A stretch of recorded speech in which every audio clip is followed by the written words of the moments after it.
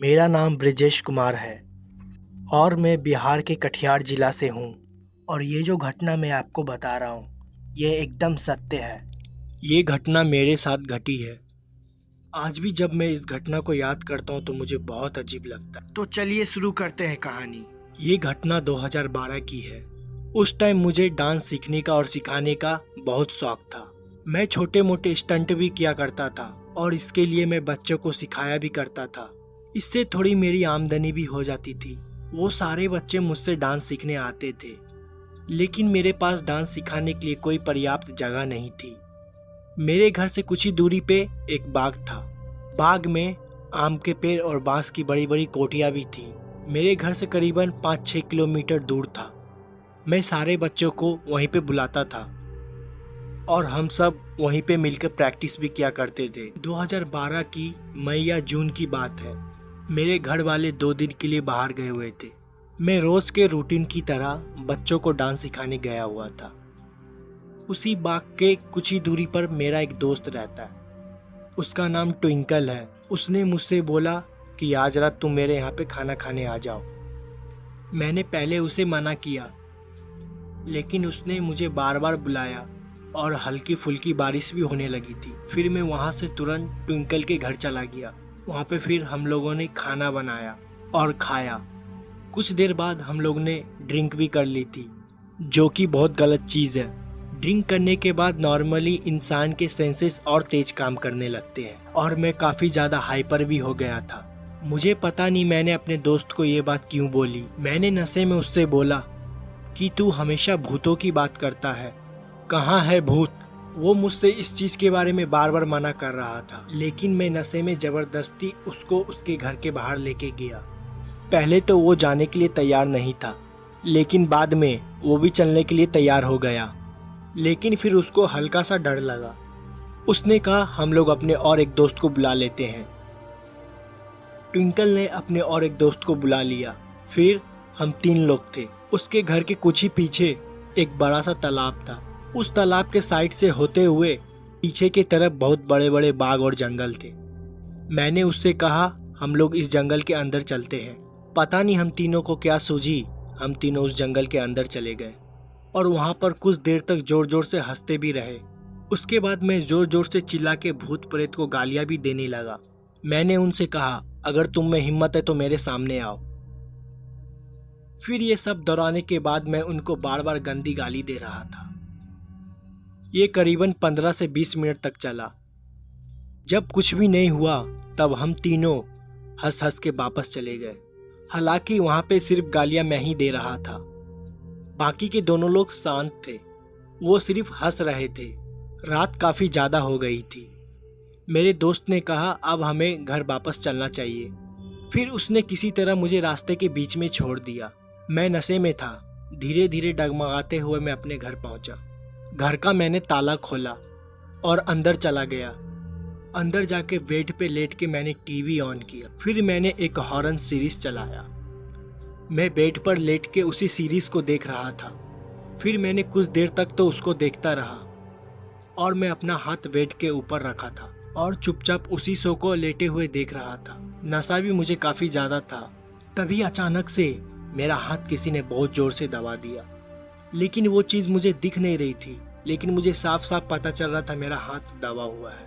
जिस किसी ने मेरे हाथ दबाए थे उसका निशान मुझे साफ साफ दिखाई दे रहा था। मेरी पूरी बॉडी पैरालाइज हो गई थी और मैं उठ भी नहीं पा रहा था और मेरे मुंह से कोई शब्द भी नहीं निकल रहा था। मैं अपने सामने साफ साफ टीवी को चलते हुए देख रहा था और मैं कुछ भी नहीं कर पा रहा था। मैं अपने मन में हनुमान चालीसा पढ़ रहा था, लेकिन बार बार भूल जा रहा था। चाह के भी मेरे जबान से एक शब्द भी बाहर नहीं निकल रहे थे। और कुछ देर बाद मैं अचानक से ठीक हो गया। मेरा पूरा चेहरा पसीना से भीगा हुआ था और मैं अपने बिस्तर से उठ के टीवी को बंद किया और कुछ देर तक बस बैठा ही रहा। उस पूरी रात मुझे नींद नहीं आई। अगले दिन मेरे साथ और भी भयानक घटना घटी। मेरे घर के जस्ट बगल में एक छोटा सा घर और है।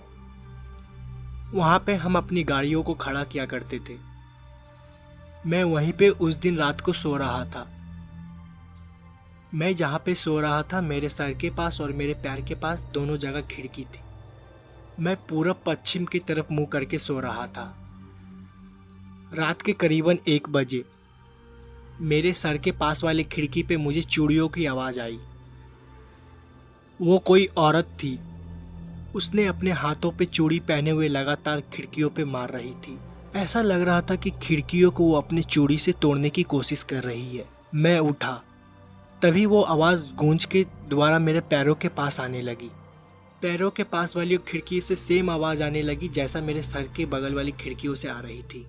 फिर ये चीज़ एक एक करके होने लगी, कभी सर के पास कभी पैर के पास। ये चीज़ बार बार घूम के दोनों खिड़कियों के पास आ रही थी। मैं उन सब चीज़ को देख रहा था, लेकिन मैं फिर भी दोबारा उठ नहीं पा रहा था। मेरे हाथ पैर बुरी तरीके से जम चुके थे। फिर से मैंने हनुमान चालीसा का पाठ करने लगा और ऊपर वाले का नाम लेने लगा, लेकिन मेरे मुंह से कोई भी आवाज़ नहीं निकल रही थी। ऐसा लग रहा था मुझे स्लीप पैरालिसिस हो गया है। पूरे हाथ पैर एकदम जम चुके थे। चेहरा और पूरा शरीर पसीने से गीला हो चुका था। मेरे गले से आवाज़ भी निकलने लगी। जैसे ही मुझे लगा मैं अपने कंट्रोल में आ गया हूँ, दोबारा हनुमान चालीसा का पाठ करना चालू कर दिया। उसके बाद मैं थोड़ा सा और होश में आया। मुझे तुरंत गुस्सा आ गई। मेरे बेड के बगल में एक बड़ी सी लाठी रखी हुई थी। मैंने गुस्से में तुरंत उस लाठी को उठाया और दरवाजा खोल के बाहर की ओर जाने लगा कि ये जो कोई भी होगा आज मैं उसे मार डालूंगा। हालांकि ये सोच मेरी बहुत ही बचकानी थी। मैं क्या ही कर सकता था। मैंने जैसे ही अपने घर का दरवाजा खोला तो मैंने देखा कि मेरे घर से 100 मीटर दूर एक अमदूर का पेड़ है। वहाँ पे एक औरत खड़ी थी, मेरे घर के तरफ से धीरे धीरे दूर जा रही थी। उसने अपने हाथों में लाल रंग की चूड़ियाँ पहनी थी और उसने लाल रंग के कपड़े भी पहने हुए थे। उसके पूरे बाल जमीन तक थे और जमीन को छू रहे थे। मैं उसे देख रहा था। देखने के बाद कुछ देर तक मेरे गले से आवाज़ तक नहीं निकली। कुछ देर बाद मैं थोड़ा नॉर्मल हो गया। मैं एकदम शांत था। मैं बिना एक शब्द भी कुछ बोले चुपचाप अपने घर वापस आ गया और बेड पे लेट के ऊपर वाले का नाम लेने लगा। मैं पूरी रात नहीं सोया। मन में अजीब अजीब ख्याल भी आ रहे थे। तब मुझे एहसास हुआ कि भूतों और प्रेतों को गाली नहीं देना चाहिए। अगले दिन जब मैं सुबह नॉर्मल हुआ और इन अजीब सी काली शक्तियों को कोई भी तरह का चैलेंज नहीं करना चाहिए, जो कि हमारे लिए भी बहुत ही ज़्यादा खराब होता है। तो ये थी पहली घटना। मैं अब आपको दूसरी घटना बताने वाला हूँ। ये दूसरी घटना मुझे आकाश जी ने जौनपुर से भेजी है। अब आगे की घटना मैं आपको आकाश जी के पॉइंट ऑफ व्यू से बताऊंगा। मेरा नाम आकाश है और आज मैं आपको इस घटना के बारे में बताने वाला हूँ। आप लोग शायद उस पर विश्वास ना करो, लेकिन ये घटना एकदम सच है। मैं किसी भी तरह की कोई कहानी नहीं बना रहा हूँ। ये घटना मेरे ही साथ हुई थी। मुझे लगता था कि एक भूत मेरा दोस्त है। हाँ, दरअसल ये घटना 2003 की है। मैं अपने गांव गया हुआ था। मैं काफ़ी ज़्यादा इंट्रोवर्ट था। मेरे ज़्यादा दोस्त नहीं थे और ज़्यादातर टाइम मैं अकेले ही रहता था। पतंग उड़ाने का बहुत ज़्यादा शौक़ था। अपनी गांव में जाके अपनी खेतों को वहाँ पे मैं पतंग उड़ाया करता था। और लोग भी पतंग उड़ाते थे, लेकिन मैं सबसे बातचीत थोड़ा कम करता था। आज भी मुझको वो दिन साफ साफ याद है। शाम हो रही थी, मैं पतंग उड़ा रहा था और किसी वजह से मेरी पतंग की डोर टूट गई और पतंग मेरी खेत के कुछ ही दूर आगे बगीचे में जाके गिरी। हालांकि उस बगीचे में लाशों को भी जलाया जाता था। हमारा गांव और आसपास के जितने भी गांव थे वो अपने बुज़ुर्गों का अंतिम संस्कार वही बाग के किनारे करते थे और ज़्यादातर जितनी भी मौतें हमारे गांव में आसपास होती थी वहीं पे सारे शवों को जलाया जाता था। हालांकि मुझको इसके बारे में पता था, क्योंकि वहाँ पे बोलते काली आत्माएं, काली रूह वहाँ पे घुमा करती है। वहाँ पे छोटे बच्चों और महिलाओं को जाना मना है। उस टाइम पिताजी चवन्नी या अठन्नी दिया करते थे कि वो बगीचे के बाहर गिरी हुई है। वो मुझे पैसा जल्दी नहीं देते थे, मेरे पैसे मांगने की आदत ख़राब ना हो जाए। तो मैंने सोचा कि वो पतंग को जाके उठा के ले आता हूँ। मैं पिताजी से दोबारा पैसा नहीं मांगूंगा। मेरे दिमाग में क्या आया, मैंने अपनी चरखी वहीं पे छोड़ दी और उसी जंगल की तरफ पतंग उठाने के लिए चला गया। जब मैं वहाँ पे पहुँचा, पतंग वहाँ पे मुझे दिखी ही नहीं। मेरी पतंग जंगल के अंदर थी। हालांकि संटी और डोर जो पतंग में बंधी हुई थी, साफ साफ देख सकता था कि पेड़ पे से होते हुए नीचे ज़मीन पे आके गिरी है। मैंने सोचा कि वो धागा मैं खींचूंगा तो बाहर आ जाएगी, लेकिन वो पतंग जंगल के अंदर ही थी। वो मुझे साफ साफ दिखाई दे रही थी। वो एक पेड़ के ऊपर फंसी हुई थी क्योंकि वो पेड़ काफ़ी ज़्यादा बड़ा था। मैं चाहकर भी उसको उतार नहीं सकता था और मैं उस पेड़ पे चढ़ने के लिए काफ़ी ज़्यादा छोटा। मैंने अपनी उम्मीद को वहीं पे तोड़ा। फिर मैं वापस अपने घर के ओर जाने लगा। मैं जैसे ही घूमा, मुझे पीछे से आवाज़ आई कि ऐसी आवाज़ जैसे कि किसी ने मुझे इशारा किया हो। इस आवाज़ को सुनते ही मैं तुरंत पीछे घुरा। मुझे कोई भी नहीं दिखा। मुझे लगा शायद ये मेरा वहम है। मैं दोबारा घर की ओर जाने लगा। तभी वो पतंग जो बहुत ऊपर फंसी हुई थी, वो देखते ही मैं एकदम चौंक गया। हालांकि पतंग हल्की फुल्की फट भी गई थी, उसका छूटना एकदम भी नामुमकिन था। वो नीचे कैसे आई, हालांकि मुझको इसके बारे में कुछ भी नहीं पता था। खैर, मैंने सोचा मैं इस पतंग को जोड़ लूंगा और मैंने ज्यादा ध्यान नहीं दिया और मैंने पतंग को उठाया और उसकी फंसी हुई रील को दोबारा खींचने लगा और लपेटने लगा। तभी मैंने देखा उस बाग के अंदर रील को हाथों में लपेटने लगा। मैंने उस रील को काफी जोर से पकड़ा हुआ था। तभी मैंने देखा उस बाग के अंधेरे तरफ से किसी और चीज ने पकड़ा हुआ है और वो रील हवा में थी। ने पकड़ी हुई थी, मुझे कुछ भी समझ नहीं आ रहा था। पहले शायद लगा पेड़ की किसी टहनी में वो फंसी हुई है, तो मैं उसको खींचने की कोशिश कर रहा था। लेकिन ताजुब तो तब मुझे हुआ जब उस रील को अंधेरे से भी कोई खींचने लगा। मैं काफी डर गया था। मैंने उस रील को वहीं पे छोड़ दिया, लेकिन वो रील उस पतंग में ही फंसी हुई थी और पतंग को दोबारा लेके भागने लगा। अंदर से दोबारा किसी ने पतंग को खींच लिया। उस पतंग को उठाने के लिए जैसे मैं दोबारा उस जंगल की तरफ भागा, मुझे अंदर से एक आवाज आई कि जंगल के अंदर आओ, मैं कुछ दिखाता हूँ। और वो आवाज एक बच्चे की थी। मैं उस आवाज को साफ साफ सुन सकता था और ये मेरा कोई भी वहम नहीं था। उस आवाज को सुनने के बाद मैं एकदम चौंक सा गया। मैं काफ़ी ज़्यादा डर गया था। जंगल के अंदर मुझे काली परछाई भी दिखाई दे रही थी जो कि एक बच्चे की थी। उसकी हाइट और मेरी हाइट लगभग सेम ही थी। मैं काफ़ी ज़्यादा डरा हुआ था। मैं अंदर नहीं गया और वापस घर की तरफ भाग के चला गया। इस घटना के बारे में मैंने किसी से बताया नहीं क्योंकि मुझे मेरी मम्मी पापा पक्का डांटते, क्योंकि उस तरफ सबका जाना मना था और मैं उसी तरफ गया हुआ था। अगले दिन दोबारा मैं उसी जगह पे था। पता नहीं मेरे दिमाग में क्या आया, सोचा कि उस बाग की तरफ मैं दोबारा जाऊं। हो सकता है मेरी पतंग दोबारा मुझे वहीं पे पड़ी मिल जाए। मैं दोबारा उस बाग की तरफ गया तो मैंने देखा कि मेरी पतंग वहीं पे गिरी पड़ी हुई थी और उसमें फंसी हुई पतंग की रील जंगल के अंदर गई हुई थी। मैंने चुपचाप उस पतंग की फंसी हुई रील को तोड़ा और पतंग को लेके वापस आने लगा। तभी मुझे दोबारा उसी की आवाज आई कि तुम फिर आ गए, आओ तुम, मैं कुछ दिखाता हूँ। और इस बार वो आवाज मैंने सच में सुनी थी। मेरा कोई वहम नहीं था, लेकिन मैं कभी भी जंगल के अंदर नहीं गया। मैंने उससे बात करने की कोशिश भी की कि तुम कौन हो और जंगल के बाहर क्यों नहीं आते हो। उसने कहा मैं तुम्हारा दोस्त हूँ और वो एक भूत था। मुझे अपने कानों पे विश्वास नहीं हो रहा था। उससे बात करते वक्त मुझे ऐसा लग रहा था कि मैं कोई सपना देख रहा हूँ। मैं फिर वहाँ से चला गया। फिर मैंने इस घटना के बारे में अपनी मम्मी को बता ही दिया। मम्मी मुझ पे तुरंत गुस्सा करने लग गई, आखिर तू उस तरफ गया ही क्यों था। उन्होंने ये बात पापा को बता दी और पापा भी मुझ पे गुस्सा करने लगे।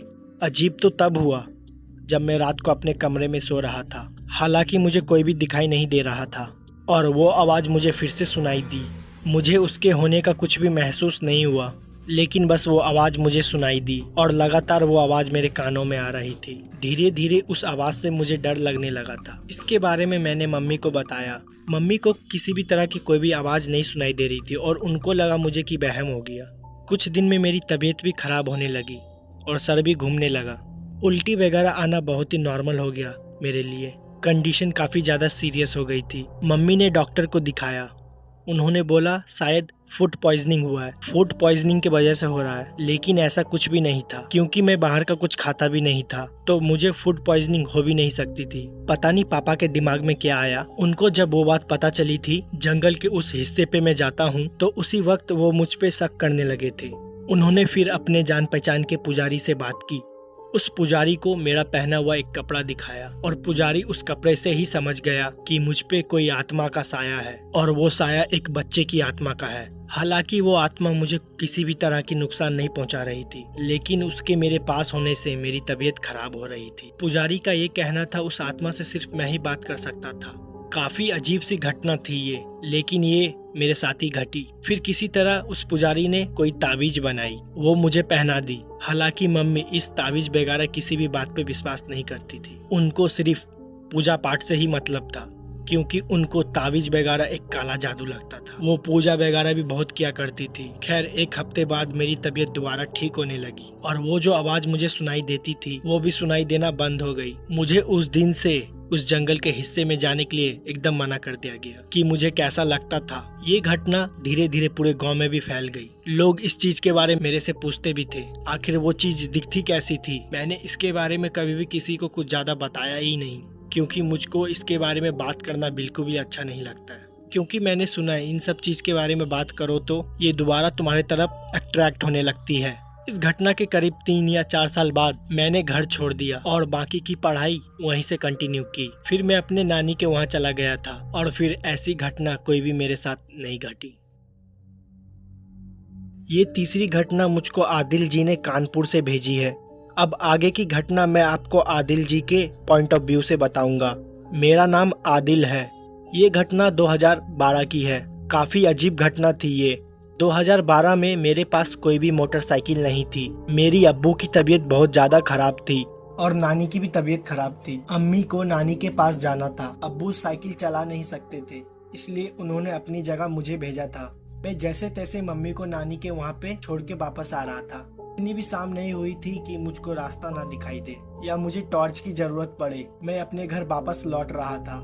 जिस रोड से मैं अपने घर को वापस जा रहा था, उसी के बगल से कच्ची रोड भी गई हुई थी। हमारा खेत बाकी लोग से एकदम अलग था। वहाँ पे हमारे खेत थे और अलग पीछे था। मेन रोड से मुझे मेरे खेत में जाने के लिए 500 मीटर एक्स्ट्रा चलना पड़ता है। पता नहीं मेरे दिमाग में क्या आया, मैं अपने खेत को देखने के लिए चला गया। मैंने सोचा कि मैं एक राउंड मार दूं। आमतौर पर रात को वहाँ पे जानवर आके फसलों को खराब कर दिया करते थे, इसलिए मैंने सोचा कि सारे फसलों को एक बार मैं दोबारा जाके देख लूं। अंधेरा ज्यादा नहीं हुआ था, लेकिन मैं जब रोड से लेके खेत तक गया, सूरज हल्का फुल्का डूब चुका था। मैं अपनी खेत को साफ साफ देख सकता था और वहाँ पे सारी फसलें ठीक ठाक बोई हुई थी। मेरे खेत के एकदम पीछे साइड में तभी मैंने ध्यान दिया, एक काली परछाई है, वो झुकी हुई थी और झुक झुक के धीरे धीरे आगे बढ़ रही थी। उस परछाई को देख के मुझे साफ साफ पता चल रहा था कि वो कोई जानवर की परछाई है। यहाँ पर मैं खड़ा हुआ था, वहीं पे मैंने अपने साइकिल खड़ी की और जोर जोर से चिल्लाने लगा, लेकिन वो वहीं पे टहल रहा था। मुझे लगा ये फसलों को खराब कर देगा। आमतौर पर जानवर आवाज़ सुनकर भाग जाते हैं और मैंने अपने साइकिल को वहीं पे खड़ी की और परछाई के पास जाने लगा। मैंने सोचा अगर वो जानवर बड़ा होगा तो मैं उसे मार के भगा दूंगा, क्योंकि वो फसलों को खराब कर रहा था। उस टाइम मैंने अपने हाथ में एक भारी सी ईंट पकड़ रखी थी। मैं अकेला था पर कोई भी नहीं था। मैं खेत के एकदम पीछे साइड में गया तो परछाई वहीं पे खड़ी हो गई। जब मैं उस परछाई के पास वहाँ पहुँचा और मैं साफ साफ उसे देख सकता था। जब वो परछाई रुकी, उसकी और मेरी करीबन दूरी 10 मीटर की थी। कुछ अजीब सी ही परछाई थी, वो कोई जानवर नहीं था। फिर मेरे आंखों के सामने परछाई 2 गुना बड़ी हो गई। पहले तो वो झुक के चल रही थी, मैं उसके आर पार भी देख सकता था। वो एक काली बड़ी परछाई थी। वो परछाई धीरे धीरे मेरे तरफ आने लगी। मैं कुछ कर भी नहीं पा रहा था। मैंने सोचा मेरे हाथों में जो ईंट मैं पकड़ा हुआ हूँ उसके तरफ फेंक दूं, लेकिन मेरे हाथ पैर भी काम नहीं कर रहे थे। ऐसा लग रहा था कि मेरे हाथ पैर बुरी तरह से जम गए हैं। वो परछाई धीरे धीरे मेरे पास आ रही थी। मुझे समझ नहीं आ रहा था ये मुझे क्या हुआ। मेरे गले से आवाज़ तक नहीं निकल रही थी।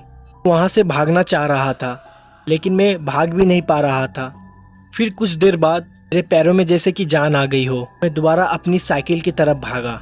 साफ साफ उस चीज़ को महसूस कर सकता था कि परछाई भी मेरे पीछे ही भाग रही है। जैसे तैसे अपनी साइकिल के पास पहुंचा। मैंने अपने साइकिल को पकड़ने की कोशिश की।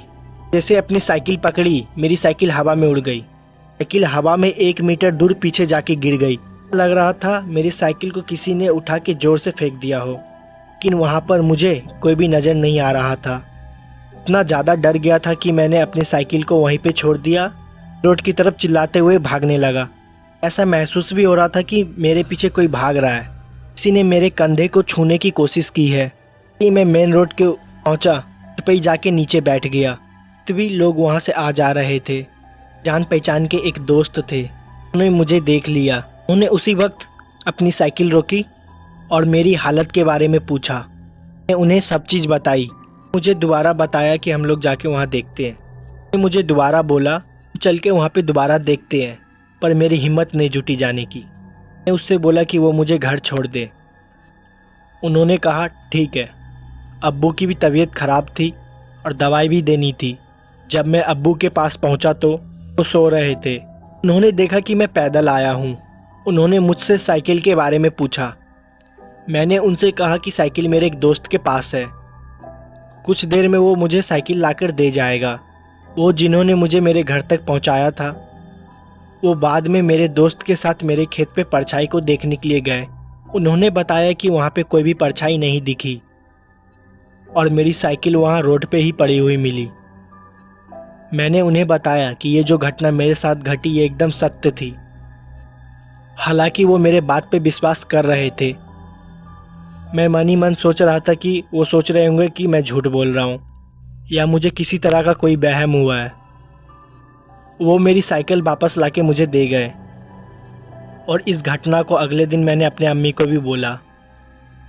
फिर अम्मी ने मुझे वहाँ पे रात को जाने से मना किया और उस दिन के बाद से और मैं वहाँ पे रात को कभी भी नहीं जाता हूँ। तो ये थी तीसरी घटना। अब मैं आपको चौथी घटना सुनाने जा रहा हूँ। दोस्तों, रात के यही कुछ 9:15 बजे का समय था जब मैं दिल्ली की मेन बाज़ार से खरीदारी करके पुराने बस स्टॉप के उधर जाने के लिए एक रिक्शा रोका, पर उस रिक्शे वाले ने पुराने बस स्टॉप के पास जाने से मना कर दिया और कहा, अरे भाई साहब, यहाँ पे एक नया बस स्टैंड है, आप वहाँ पे चले जाइए, क्योंकि रात में वो पुराना बस स्टॉप बंद हो जाता है।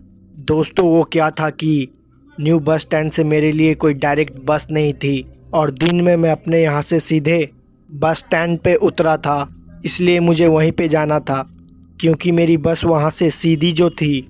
लिहाजन उस रिक्शे वाले से मैंने कहा, रात में वो बस स्टैंड बंद क्यों हो जाता है? वहाँ कोई भूत वूत घूमता है क्या? पहले तो वो रिक्शे वाला मेरा बात सुन के थोड़ा सा मुस्कुराया और फिर बोला, अगर भाई साहब वहाँ पे भूत घूमते ना तब तो ठीक था, लेकिन वहाँ कुछ ऐसा है, एक बार कोई इंसान देख लेता है और उसका मुंह दोबारा नहीं खुलता और सदमे में जाके अपनी जान गंवा देता है या फिर उसका कलेजा फट जाता है।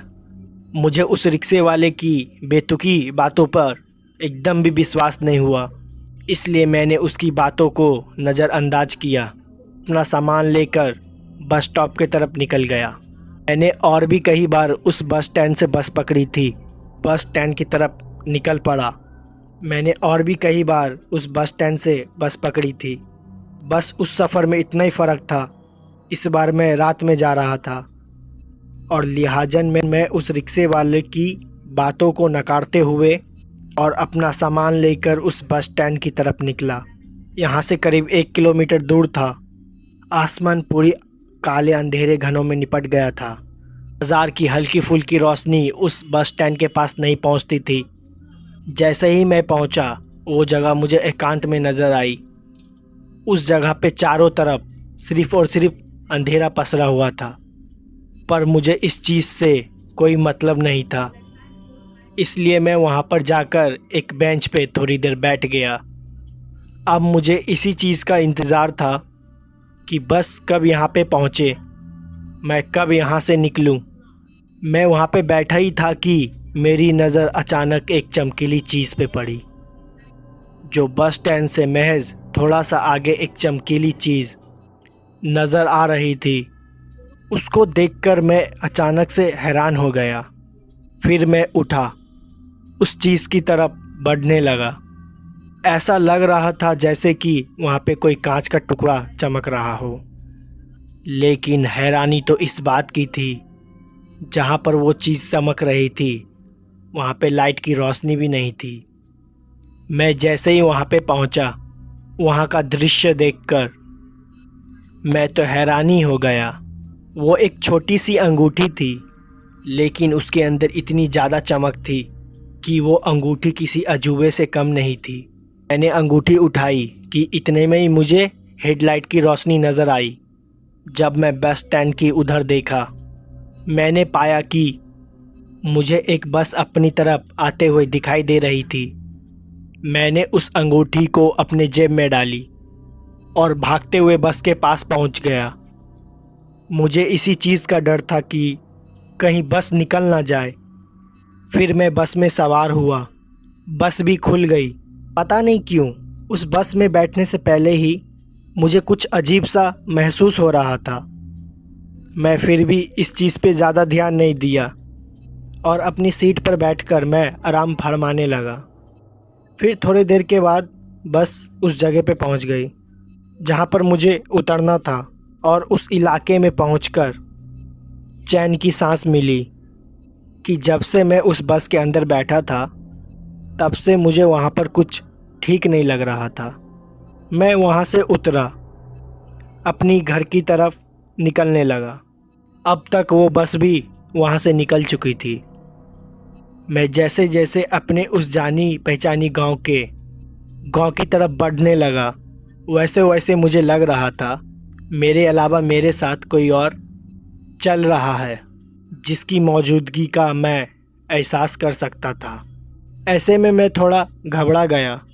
इसी बीच मुझे वो आदमी की कही हुई बातें याद आने लगी। दरअसल उस रिक्शे वाले ने मुझसे कहा था कि मुझे उस बस स्टैंड के पास नहीं जाना चाहिए। वहाँ पर कोई ऐसा रहता है जिसे देखने के बाद हमें बहुत तगड़ा सदमा लगता है। लेकिन उसकी बातें सरासर झूठी साबित हो गई, जिससे मेरे चेहरे पर एक मुस्कान थी। थोड़ी देर के बाद मैं अपने कमरे में पहुंच गया।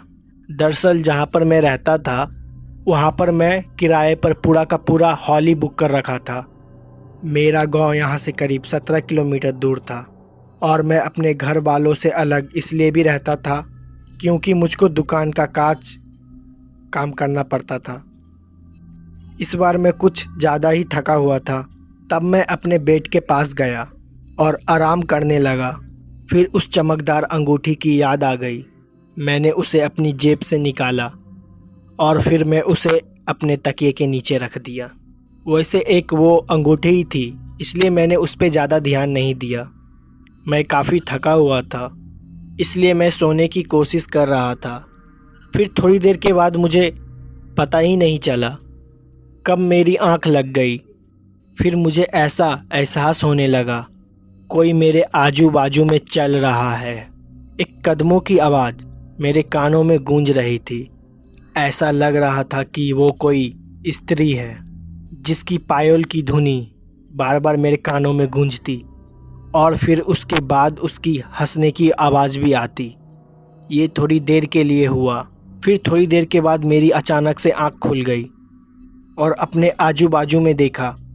वहाँ पर मुझे कोई नज़र ही नहीं आ रहा था। पता नहीं पर क्यों अभी तक मेरे शरीर का पूरा तापमान काफ़ी ज़्यादा बढ़ गया था।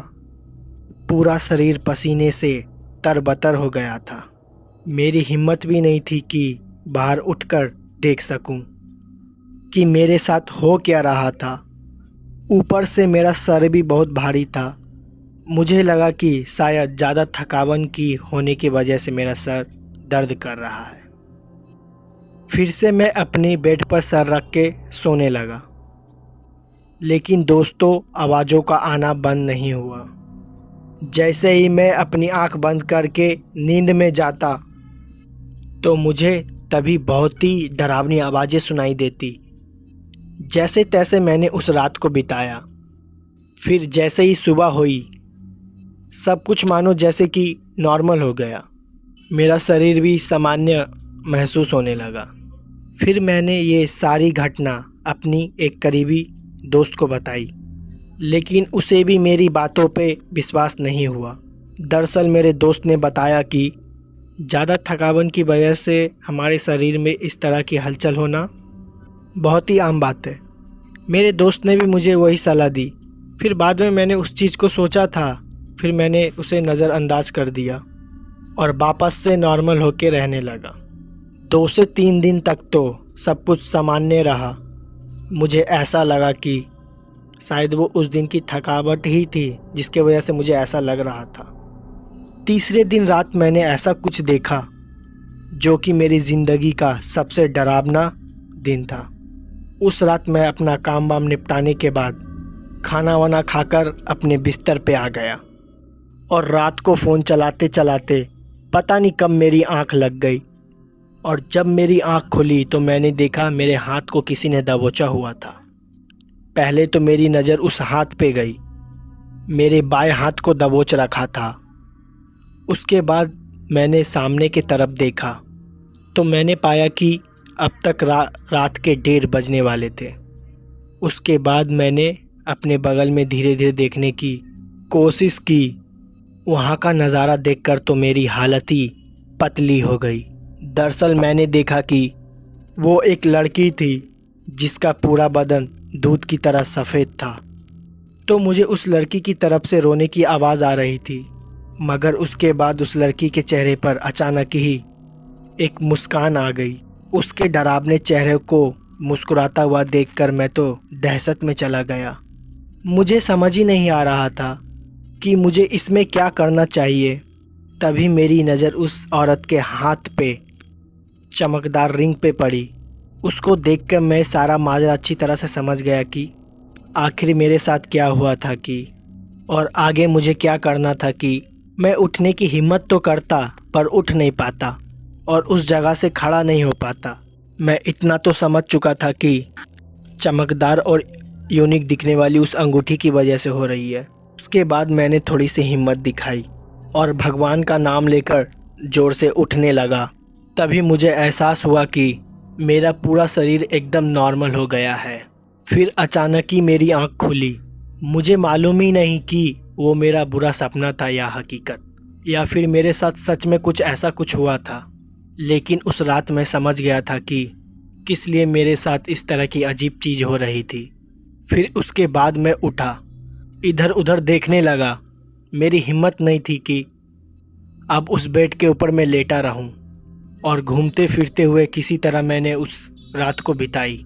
और जैसे ही सुबह हुई और हमारे ही गांव के पुजारी के पास सीधा चला गया। गांव के पुजारी के पास पहुंचने के बाद पता चली, ये सुनकर तो मेरी होश ही उड़ गए। दरअसल गांव के पुजारी ने मुझे बताया कि किसी काली शक्ति का साया है, और वो कोई मामूली शक्ति का साया नहीं है, भयानक ताकत है जो दिन पर दिन मेरा खून चूसती जा रही है। और अगर ऐसा ही चलता रहा महज 10 से 15 दिन में मेरा शरीर पूरा सूख जाएगा। अगर मुझे उस काली शक्ति से बचना है, अंगूठी के साथ किसी तंत्र मंत्र चीज़ को उसी जगह गाड़ना होगा जहाँ से मैंने उस अंगूठी को उठाया था, और उस टाइम रात के 12 बजने चाहिए। दोस्तों, पंडित जी का बात सुन के मेरा दिमाग ही हिल गया, क्योंकि मेरे अंदर इतनी हिम्मत नहीं थी कि वापस से उस बस स्टैंड के पास जाऊं, और वो भी रात के समय। पर अब मेरे पास दूसरा कोई रास्ता भी तो नहीं था, और पंडित जी मेरे साथ आने से मना कर रहे थे। लेकिन फिर पंडित जी ने मेरे साथ आने को हाँ कर दिया, जिससे मुझे थोड़ी हिम्मत मिल गई। मैं जानता था जब तक पंडित जी मेरे साथ होंगे तब तक मेरा कोई कुछ भी नहीं बिगाड़ सकता। फिर अगली रात शनिवार की रात थी और हमें भी उसी रात का इंतज़ार था। लेकिन मैं आज की रात से भी घबराया हुआ था, क्योंकि मैं इस बात को अच्छी तरह से जानता था कि वो भयानक शक्ति मेरे साथ कल से भी ज़्यादा भयानक करने की कोशिश करेगी। ऐसे में मैंने अपने एक दोस्त को अपने घर पर बुला लिया, और जैसे ही मैं सोने की कोशिश करता तो मेरे कानों में रोने और हंसने की आवाज़ बार बार सुनाई देती। ऐसे में मेरा सर काफ़ी भारी होने लगा। तमाम कोशिश के बावजूद भी मैं सो ही नहीं पाया। और उसके बाद जैसे ही सुबह हुई और मुझे चैन की सांस मिली, क्योंकि मुझे किसी भी तरह से रात काटनी थी। और जैसे ही मैं उस अंगूठी को बिस्तर के उधर उधर ढूंढने की कोशिश किया, तभी मैंने पाया कि वो मेरे सिराने पड़ी हुई थी। उसकी चमक वैसे ही अभी भी बनी हुई थी। रात के लगभग 10 बजे के आसपास पंडित जी के साथ टैक्सी में उस बस स्टैंड की तरफ रवाना हुआ। मुझे डर तो बहुत लग रहा था, लेकिन इस काम को करना भी बहुत ही ज़रूरी था, वरना बात मेरी जान पर आ सकती थी।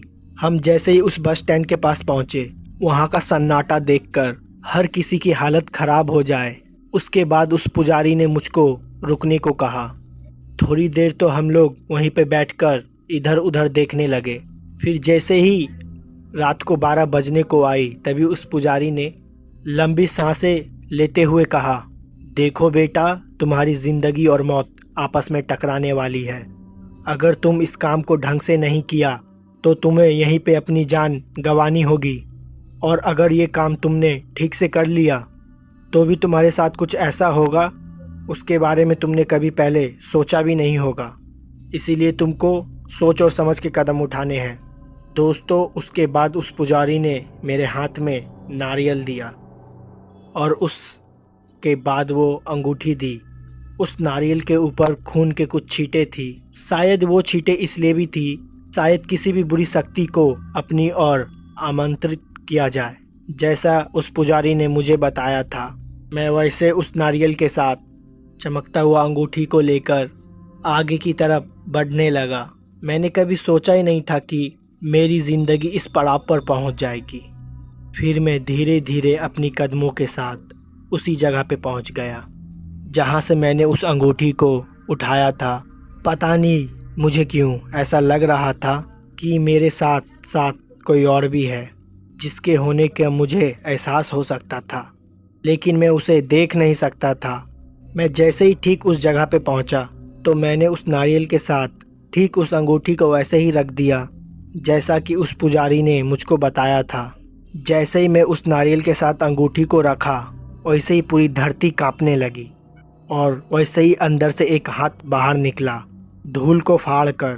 जैसे ही वो हाथ बाहर निकला, डर के मारे मेरा शरीर पूरा पसीना छोड़ने लगा। मैं तुरंत ही मुड़ा और वहाँ से भागने लगा। दरअसल उस पुजारी बाबा ने मुझको बताया था कि ऐसा होते ही मुझे वहाँ से सरपट दौड़ लगानी है, सीधा जाकर गाड़ी में बैठ जाना है। फिर ठीक मैंने वैसा ही किया। जैसे ही मैं गाड़ी में आकर बैठा, पुजारी बाबा ने मुझे कुछ नियम बताए। उस नियम का ध्यान रखना था और उसके बाद गाड़ी स्टार्ट हुई और हम सभी घर लौट आए। पर अच्छी बात ये थी कि उस दिन के बाद मैंने दोबारा उस तरह की कभी भी आवाज़ नहीं सुनी। और साथ ही इस घटना के बारे में मैं अपने कुछ दोस्तों को बताया। तब जाकर मुझको पता चला कि उस बस स्टैंड पर लगभग 7 साल पहले एक महिला की मौत हो गई थी। बदमाश लोग ने उनके गहने वगैरह चुराकर और साथ गलत काम कर लिया और उस दिन के बाद से उस महिला की उस बस स्टैंड पे अपनी कब्जा जमा लिया। पर उस बस स्टैंड पर रात को सोने चांदी चीज़ जैसी पड़ी हुई मिलती है, जिनको उठाने के बाद इंसान कभी भी सुखी नहीं रहता। फिर दोस्तों, उसके बाद से मैं कभी भी रात को कभी भी उस बस स्टैंड की तरफ जाने की हिम्मत नहीं की। तो दोस्तों, इस कहानी में बस इतना ही। अगर कहानी आपको पसंद आई हो तो वीडियो को लाइक शेयर कमेंट ज़रूर कर दें। मैं आपका दोस्त जल्दी ही मिलूँगा ऐसी फिर कोई घटना के साथ।